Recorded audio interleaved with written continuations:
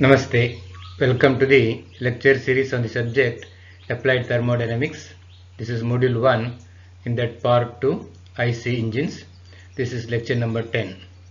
Myself Dr. N. Satish Kumar, Associate Professor of Mechanical Engineering, Kendra Engineering College, Bantwal. So in this lecture, we'll begin our discussion on alternative fuels. So in that one is the alcohol. These include methanol, ethanol, propanol and butanol. So these are the family of alcohol. The OH group, which replaces one of the hydrogen atoms in an alkane, gives these compounds their characteristic properties. So the characteristic property of these alcohols, so decided by the OH group. Specific heating value, that is calorific value of these fuels, are less than gasoline. So gasoline is having around 40 to 43,000 kilojoules per kg or 42 to 43 megajoules per kg, whereas alcohols has lesser calorific value. So for example, methanol is having 19.7 megajoules per kg, whereas ethanol is having 26.8 megajoules per kg. So coming to methanol, so it is obtained from natural gas and it has a long-term potential, has high octane quality, so can be used in low concentration in gasoline. So around 5 to 15% you can use in gasoline to increase octane number of the mixture. So you can mix it with the gasoline in the proportion from 5 to 15%. But the problems associated with the methanol are poor solubility in gasoline, toxicity, low energy content, about half of the gasoline, high latent heat of vaporization, and oxygen content contribute to poor drivability, incompatibility with some metals. Then coming to ethanol, so it is produced from the biomass. It's made from sugars found in grains such as corn, sorghum, barley, etc. So other sources of sugars to produce ethanol include potato skins, rice, sugar cane, sugar beets, yard clippings, bark, switchgrass, etc. It has high octane number and can be used in low concentration along with the gasoline. Then coming to biodiesel, it is methyl or ethyl ester of fatty acid produced from vegetable oil of edible or non-edible types, or animal fat or algae by trans-esterification process using catalysts. So there are many ways to produce biodiesel. So they are the methyl or ethyl ester of fatty acid. So you can produce it from vegetable oils, both edible as well as non-edible, animal fat, algae, but you have to undertake a process called as trans-esterification process. It has better lubricating properties and has higher cetane ratings than today's low sulfur diesel fuels. So it reduces the fuel system where it can be used in pure form or may be blended with petroleum diesel in any concentration in most diesel engines for transportation purpose. So biodiesel can be blended with diesel and can be used in the diesel engines. So blends up to 20% or below that can be used in diesel engines with no or only minor modifications. So that's the advantage. So suppose if you are mixing 20% of the biodiesel with the diesel, so there is no major modification is required in the diesel engine. The major problems associated with this biodiesel are poor oxidation stability, higher viscosity and density, lower calorific value and cold flow property.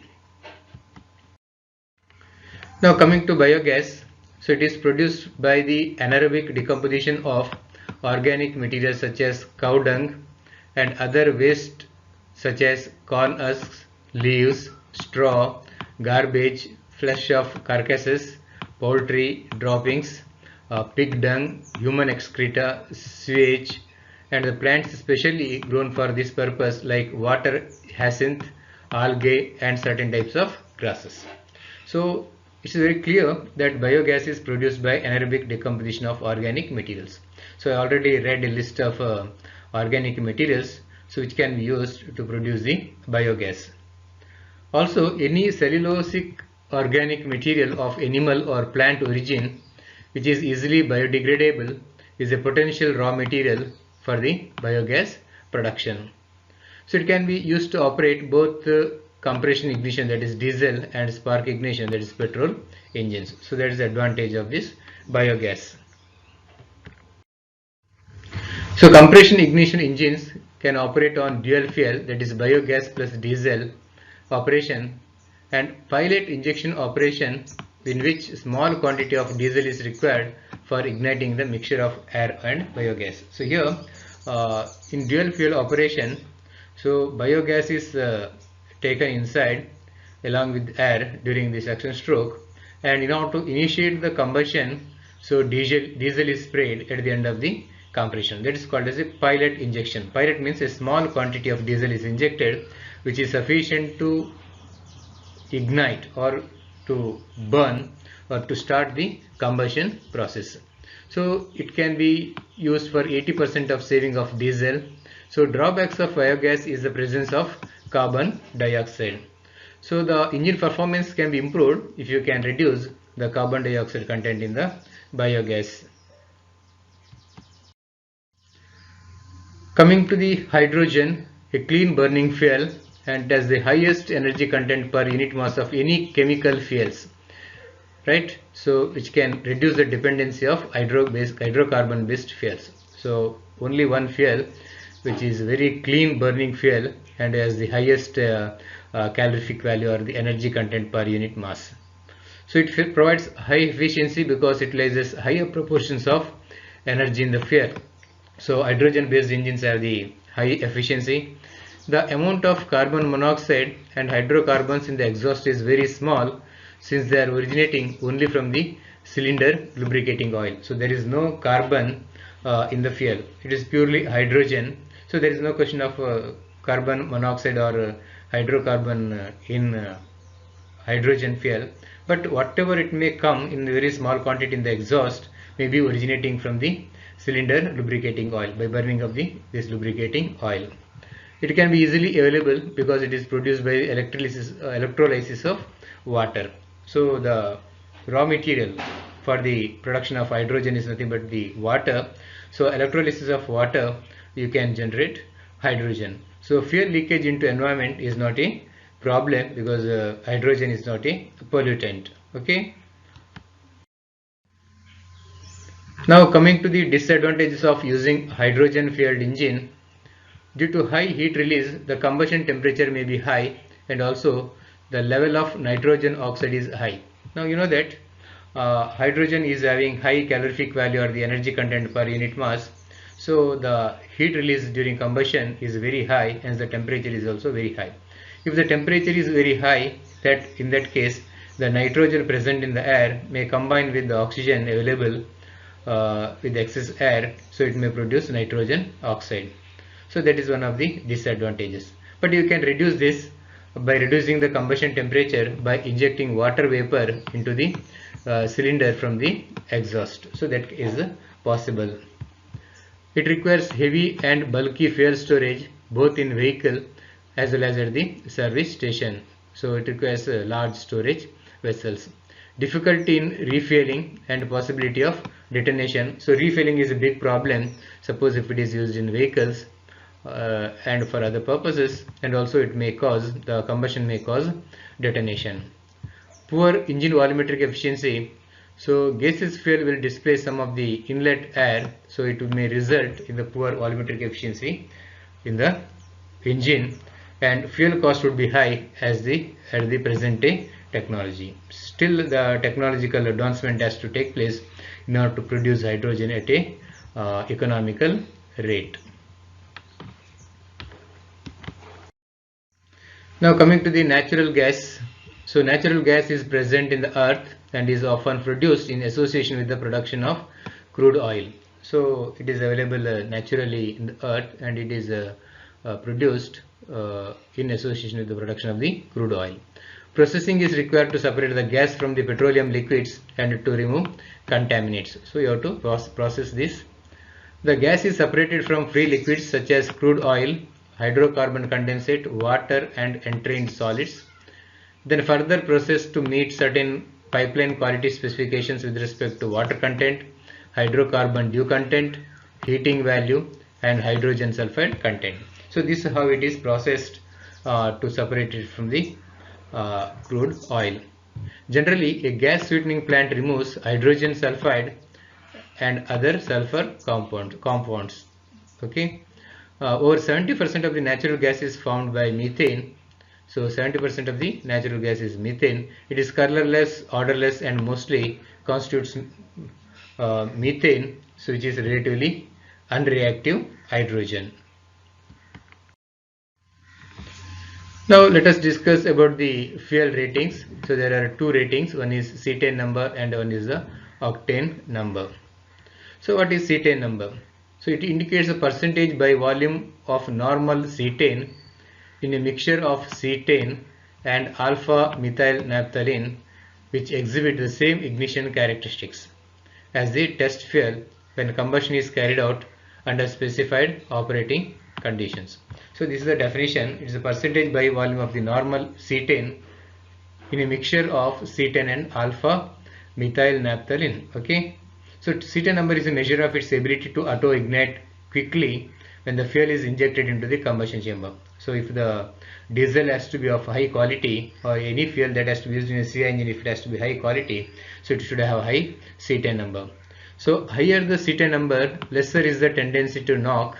Further, too high cetane number may induce pre-ignition. So that is also one of the problems. So you have to have high cetane number, but too high cetane number may induce the pre-ignition of the charge. So diesel usually has a cetane number ranging from 40 to 60. Now coming to the octane number, so it indicates the percentage by volume of isooctane in a mixture of isooctane and heptane, which exhibit the same characteristics of the fuel in a standard engine under a set of operating conditions. So here it is a percentage by volume of isooctane in a mixture of isooctane and heptane. Common octane numbers for gasoline fuels used in the automobile range from 87 to 95. So the quality of the gasoline fuels is indicated by the octane number. So higher the octane number, better is the quality of the fuel. Okay. So with the higher values of cetane number, so you will get special high performance. So especially these high cetane number fuels are used in racing cars. Now let us come to the very important topic, that is the performance parameters of the IC engine. So engine performance is an indication of the degree of success with which it does its job assigned. Okay. So engine performance, by which you can find out the degree of success with which it is assigned a job. So that is conversion of chemical energy contained in the fuel into useful mechanical work. So as all of you know, the definition of heat engine is nothing but a device which converts heat energy into mechanical energy. So from where does this heat energy is obtained? So that is obtained by the combustion of the fuel. So in fact, actually it is the conversion of chemical energy into mechanical energy. So though it is heat energy to mechanical energy, but this heat energy is derived by the burning of the fuel, so which is the chemical energy. So in evaluation of engine performance, certain basic parameters are chosen, and the effects of the various operating conditions, design concepts and modifications on these parameters are studied. So you have to choose few performance parameters, which are the very basic performance parameters, and using this you can study the effects of various operating conditions, design considerations and modifications on these parameters, and you choose the best operating condition, best design for the engine. So ultimately any manufacturer will be trying to build the best engine for the customers. So what are the basic performance parameters which are used to compare the performance of the engines? So one is the power and mechanical efficiency. Number two is the mean effective pressure and torque, specific output, volumetric efficiency, fuel air ratio, specific fuel consumption, thermal efficiency and heat balance, exhaust smoke and other emissions, and specific weight. So let us discuss each of these one by one. So let us begin our discussion from power and mechanical efficiency. So power, so there are two major powers, indicated power and the brake power. So what is indicated power? The total power developed by the combustion of fuel in the combustion chamber is called as the indicated power. This is the power which is available in the combustion chamber. So that means it is by the combustion of the fuel, or in other words the power developed in the combustion chamber. So that is called as the indicated power, and it is given by IP is equal to K PMI LAN by 60,000 kilowatt. So when you use this formula, so you have to be extremely careful about the various terms used in this formula. So your IP denotes indicator power. So K on the right hand side, so indicates the number of cylinders. Suppose if it is single cylinder, so then directly you can write PMI LAN by 60,000.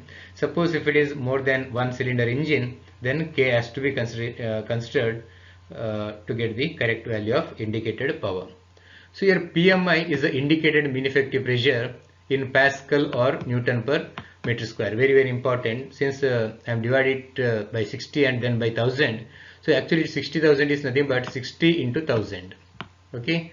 So this 1000 is to convert watt into kilowatt. So that is why the pressure should be taken in pascals. Then it has to be divided by 1000 to convert into kilopascal. Suppose if you substitute pressure in kilopascal, keep it in your mind. If you substitute pressure in kilopascal, then no need to divide it by 60,000. Instead you divide it only by 60. That means no need to divide it by 1000 actually. So you can divide only by 60 if you are taking the mean effective pressure in kilopascal. And then L is the length of the stroke in meter. Area is A is the area of the piston in meter square. Now we are coming to the small n. So it is the number of explosions per minute or number of working cycles per minute. Okay. So this is equal to n by 2 for 4-stroke engine, and it is equal to n for 2-stroke engine. Suppose if a engine is running at 3000 rpm, suppose if it is 4-stroke engine, then small n is equal to 1500 because it is 3000 by 2. Be careful about this term. Okay, you have to be careful about the stroke of the engine, whether it's a 2-stroke or the 4-stroke. So while solving numericals, you have to note it in the beginning itself. Okay. Suppose if it is a 2-stroke engine, then small n is equal to speed itself, that is 3000 in the example where I have taken the speed as the 3000. So where n is the speed of the engine in RPM. Okay.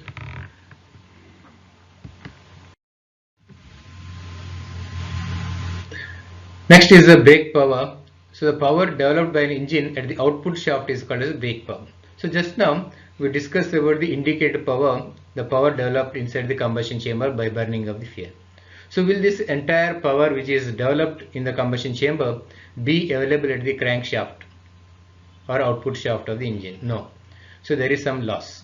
So after this loss, whatever the power it is available at the output shaft is called as brake power. So which is given by 2 pi nt by 60 by 1000 or 2 pi nt by 60,000. Actually again, once again, this is 60 into 1000 in the denominator. So here T is the torque in Newton meter. Okay, and N is the speed, which I told you in the previous slide itself. So in the torque you have to calculate, and you have to calculate brake power. So this is nothing but the power available at the crankshaft or the output shaft. So then what is the difference between indicator power and the brake power? So that is nothing but is called as the frictional power, FP. So FP is the IP minus BP, and you should know that this frictional power is a loss. So it is used to overcome the friction in various moving parts of the engine. And also the ratio of BP to IP is called as the mechanical efficiency. So mechanical efficiency eta mech is equal to BP by IP into 100. The second performance parameter is the mean effective pressure and the torque. So mean effective pressure is defined as the hypothetical pressure which is thought to be acting on the piston throughout the power stroke, or the average pressure acting on the piston during the power stroke. So if it is based on IP, it is called as indicated mean effective pressure. If it is based on brake power, it is called as brake mean effective pressure. Similarly, if it is based on friction power, it is called as the friction mean effective pressure. So friction mean effective pressure is given by F MEP is equal to I MEP minus B MEP, where I MEP is the indicator mean effective pressure and B MEP is the brake mean effective pressure. Since the power of an engine is dependent on its size and speed, so therefore it is not possible to compare the engine on the basis of power or torque. So in that case, you have to use the mean effective pressure as the basis for the comparing the relative performance of different engines. Then what is specific output? So it is defined as the brake output per unit piston displacement. Okay, so that is piston displacement is nothing but the swept volume, that is A into L.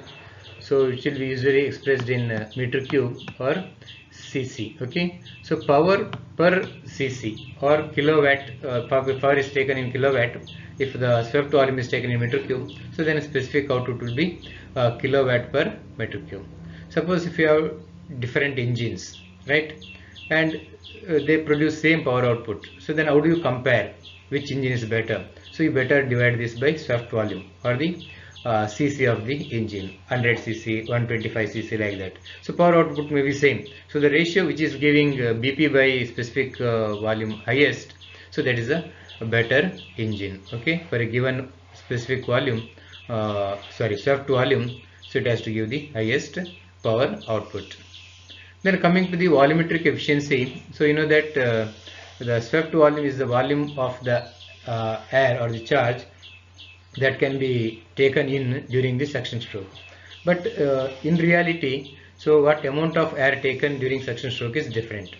So the ratio of the actual volume of the charge drawn during suction stroke to the swept volume of the piston is called as the volumetric efficiency. So swept volume is the volume swept by the piston. So this I already explained in some other topics. So piston while moving from TDC to BDC, so whatever the volume swept, that is area into length of the stroke, is nothing but the swept volume. So theoretically this much quantity of air or charge has to be drawn into the engine cylinder during suction stroke. But it will not be so. So you have to compare the actual volume of charge drawn during suction to the swept volume, and this ratio is called as the volumetric efficiency. The average value of this efficiency ranges from 70 to 80% for most of the engines, but in case of supercharged engines it may be more than 100% also, because in that case, so air which is about atmosphere pressure is forced into the cylinder at a pressure greater than the atmospheric pressure. So you are supplying at high pressure, so there may be possibility of having volumetric efficiency more than 100%. Then coming to the fuel air ratio, it is the ratio of the mass of the fuel to the mass of the air in the fuel air mixture. So ratio of mass of fuel to the mass of air is called as fuel air ratio. So relative fuel air ratio is defined as the ratio of the actual air fuel ratio to the stoichiometric fuel air ratio. So relative fuel air ratio. So as per the fuel composition, so there is a fuel air ratio called as stoichiometric fuel air ratio. Means theoretically what amount of air is required per kg of fuel, but actual air supplied will be different. That means actual fuel air ratio will be different than the stoichiometric or theoretical fuel air ratio. So this ratio of actual F by A to the stoichiometric F by A, it is called as the relative fuel air ratio. Then specific fuel consumption. So here fuel consumption is calculated per unit power developed. So it is the mass of fuel consumed per kilowatt developed per hour. So per kilowatt per hour, what is the fuel consumption? So if your engine is to be the best engine or better engine, so then it should have low specific fuel consumption. So fuel consumption has to be less for 1 kilowatt of power in 1 hour. Then coming to the thermal efficiency and the heat balance sheet. So let us discuss the thermal efficiency first. So it is the ratio of the work done to the energy supplied by the fuel. You know that the purpose of an engine, IC engine, is to convert the chemical energy of the fuel into mechanical energy, right? So the energy supplied by the fuel, by knowing the quantity of the fuel, you can find out what amount of energy is released by burning a known quantity of fuel, and also you can calculate what fraction of this heat energy is converted into power or the work. That may be the indicated power or maybe the brake power. So this ratio of the work to the energy supplied by the fuel is called as the thermal efficiency. Suppose if mf is the mass of the fuel supplied in kg per hour, be careful here, mf should be in kg per hour, and C is the lower calorific value of the fuel, then the indicated thermal efficiency eta ith is equal to Ip into 3600 divided by mf into CV. So Ip should be in kilowatt. So that is why kilowatt means it is kilojoules per second. You see, Ip should be in kilowatt, that is, it is kilojoules per second, kilojoules per second, numerator. Okay. Denominator, what you have is mf into CV. Mf is the fuel supplied in kg per hour. So I'll write about the denominator into CV, which is nothing but kilojoules per kg. Kilojoules per kg. So kg gets cancelled in the denominator, so it becomes kilojoules per hour in the denominator. If this kg gets cancelled, so it becomes kilojoules per hour. So numerator is kilojoules per second. So you cannot simplify this unless the unit both in the numerator and denominators are same. So what you have to do is to convert this kilojoules per second into kilojoules per hour, you have to multiply by 3600. So that is what Ip into 3600 here, divided by mf into CV. So provided this is in kg per hour. Suppose if you take mf in kg per second, you may ask this question to me, what if we take mf also in kg per second? Then numerator only Ip will be there will not be any 3600. So that is very important. Similarly, brake thermal efficiency is based on the brake power. See, Ip, based on Ip means what amount of heat energy supplied is converted into indicated power. The brake thermal efficiency based on brake power means what fraction of heat energy supplied is converted into brake power, because that is a useful power available at the crankshaft, which we can use it for the other or the useful purpose. So eta Vth is equal to Bp into 3600 divided by mf into CV. So both these efficiencies are expressed in percentage. So note is here, very important note, all of you, Bp and Ip should be in kilowatt. Now let us discuss about the heat balance sheet. The performance of an engine is generally given by heat balance sheet.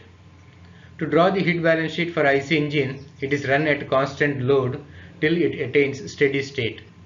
So that is very important.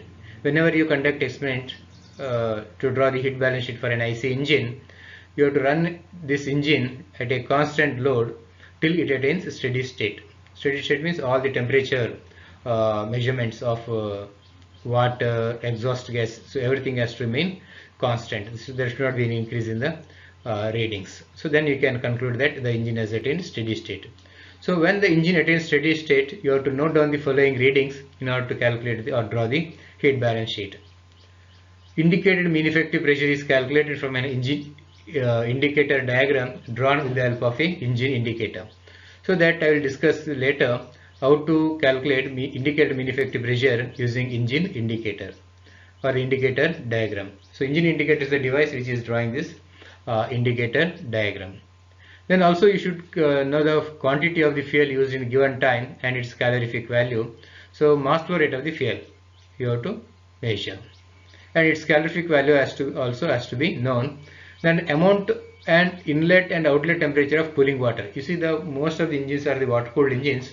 So water will be circulated through the water jacket to absorb the heat. So you should know the amount of water passing through the cooling jacket, then also the inlet and outlet temperature of water. At the meantime, you should record the exhaust gas temperature and the atmospheric temperature. because air and fuel mixture at atmospheric temperature enters inside the combustion chamber. It undergoes combustion, so converts part of this heat into work and the remaining is exhausted. So you should know what is the amount of heat exhausted to atmosphere through the exhaust gas. For that you need to know the exhaust gas temperature also. So after calculating IP and BP, the heat in different items are found as follows. Let us start by the heat supplied by the fuel. So be attentive here. So heat supplied is calculated by MF into CV. That is mass of fuel into calorific value. This is a very simple formula because you know the definition of the calorific value. It is the amount of heat units liberated by complete burning of the unit mass of the fuel. Correct? So CV is in kilojoules per kg. So if you multiply the mass flow rate of the fuel, so because you are supplying a known quantity of fuel per unit time. So if you multiply this known quantity of fuel per unit time, that is MF with CV, so you will get the heat flow rate, that is heat supplied in kilojoules per second, or maybe in kilojoules per minute, or maybe in kilojoules per hour. So then you can think, why did I rate all the three units? Because here the MF is kg per unit time. So kg per unit time. So let me don't write the time, I will write the time as T only. And CV is kilojoules per kg. Kilojoules per kg if it is a petrol or oil engine. Okay, so kg gets cancelled. So kilojoules per time unit. That is, so here mass flow rate may be kg per second. Here T may be in seconds. So then kg per second. Then heat becomes kilojoules per second. If I substitute in kg per minute, you should be careful here. Then the heat quantity will be kilojoules per minute. If I supply in kg per hour, so it will be kilojoules per hour. That means here the mass flow rate, unit of mass flow rate MF decides the unit of heat supplied. So here MF is the heat fuel supplied per unit time. That is what I give here. It may be in kg per second, kg per minute, or kg per hour. Accordingly, you can have kilojoules per second, kilojoules per minute, or kilojoules per hour. And CV is the calorific value of the fuel in kilojoules per kg. So whatever I discussed in the previous slide, that is for the heat supplied by the fuel, is applicable for petrol or oil engines or diesel engines, where the mass of the fuel is measured in kg per unit time. Suppose for gas engines, so heat supplied will be VF into CV. So what is VF here? So VF will be the fuel supplied per unit time in meter cube per second, meter cube per minute, or meter cube per hour. So what's the only difference? So solid or liquid fuel, it is kg per unit time, whereas gaseous fuels, it is meter cube per unit time. So accordingly, so there is no change in this unit. Either it should be kilojoules per second, or kilojoules per minute, or kilojoules per hour. Okay, and CV is the calorific value of the fuel used in kilojoules per meter cube. So once you calculate the heat supplied by the fuel, so I told you two expressions. So heat supplied by the fuel will be MF into CV for solid and liquid fuels. It will be VF into CV for gaseous fuels. But here very important thing to be noted is the volume flow rate of the gaseous fuels should be calculated at normal temperature and pressure, that is NTP, which is 0 degrees Celsius and 760 mm of mercury. Okay, that we'll see when we solve the problem. Now next part in the heat balance sheet is the heat absorbed in BP. Now once you calculate the heat supplied by the fuel, so now you have to see how it is spent, right? So one is the part of this heat is converted into brake power, so that is nothing but heat equivalent of BP or heat absorbed in BP.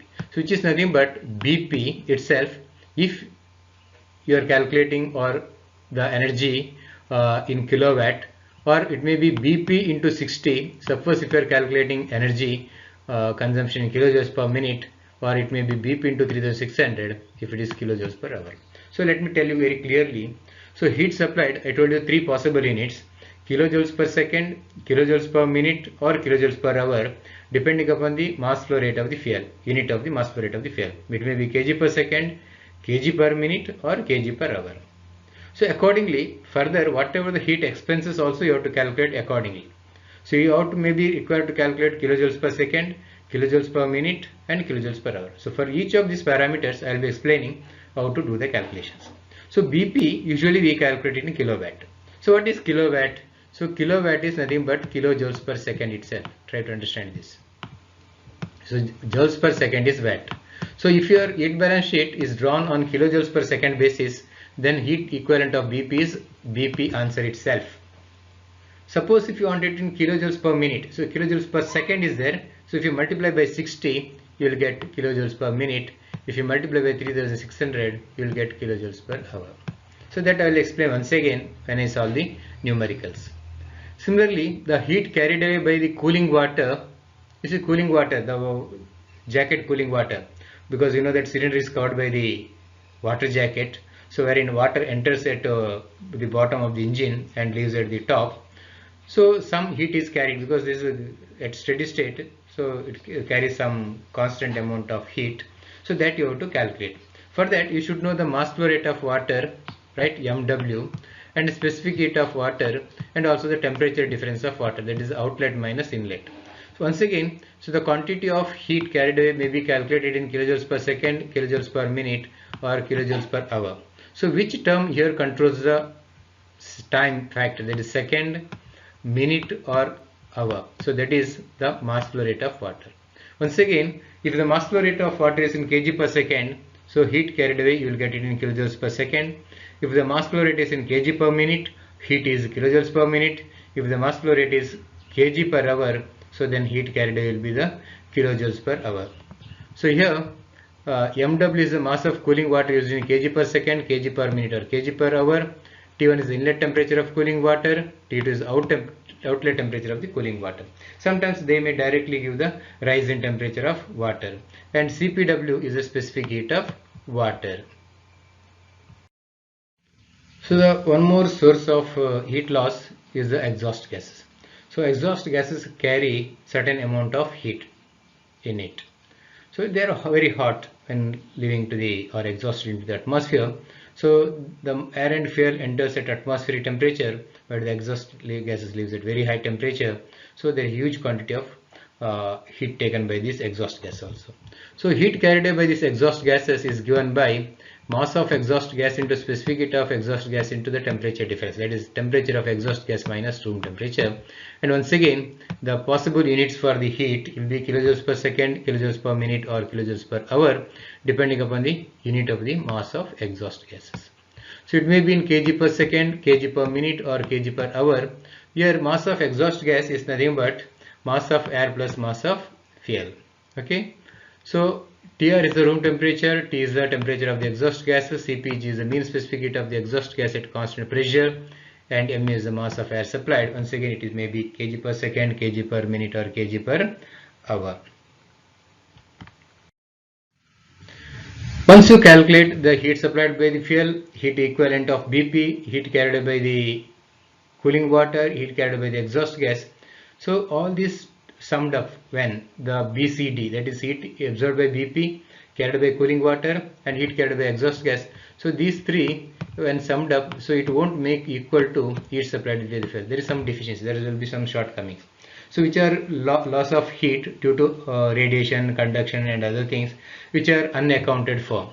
So that heat unaccounted for is calculated by the formula A minus B plus C plus D, where A is the heat supplied by the fuel, minus B is the heat absorbed in BP, C is the heat carried by the cooling water, and D is the heat carried by the exhaust gases. So that total of B, C, D, E becomes equal to A, and you have to add two more columns for the heat while drawing heat balance sheet. So second column is the heat input in kilojoules per second, kilojoules per minute or kilojoules per hour, and the last column will be in percentage. So this is how you have to draw the heat balance sheet after calculating various heat terms. Okay. Finally, to conclude, we have the performance parameters: exhaust, smoke and other emissions. So smoke is an indication of incomplete combustion. It limits the output of an engine if air pollution control is the consideration. So there are air pollution control authority, so they have set a limitations for the quality of or the pollutant level in the exhaust. So smoke is one such indication. Okay, so it limits the output of the engine if the air pollution is under consideration. Exhaust emissions have of late become a matter of grave concern, and with the enforcement of legislation of air pollution in many countries, it has become necessary to view them as a performance parameter. So that you might be knowing. So the government of India as well as the international environmental agencies or pollution control authorities, so they have put some regulations on the quality of the exhaust. So accordingly, so different quality engines have come into market. Okay, and finally, specific weight, it is defined as weight of the engine in kg per BP power developed. So it is an engine indication of the engine bulk weight. Okay, weight of the engine per kilowatt. So this is about the performance parameters. So with this I conclude this lecture and continue with further theory in the lecture number 11. Thank you.